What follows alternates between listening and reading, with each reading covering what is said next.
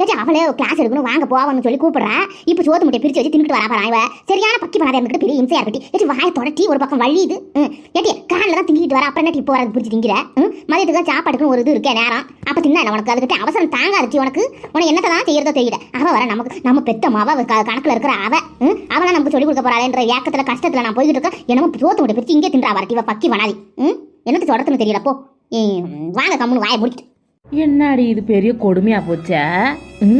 ஒரு மிக்சர் திங்கிறதுக்கு இதோகிட்ட இம்மா பாட்டு வாங்கி கட்டிக்கிறதா இருக்கா. ஸ்கூலில் கூட புள்ளிகளுக்கு திங்கிறதுக்குன்னே தனியாக ஒரு இது வைப்பாங்க கிளாஸு. இங்கே என்னன்னா இவங்க நம்ம வீட்டு திங்கிறதுக்கு இவங்ககிட்டலாம் பர்மிஷன் கேட்கணும் பிறகு. அப்படி என்ன பெரிய இவ்வளாவ என்னமோ பயந்துக்கிட்டு நடுங்கிட்டு போகுது வரட்டி இந்த அக்கா. என்னத்தை சொல்கிறது.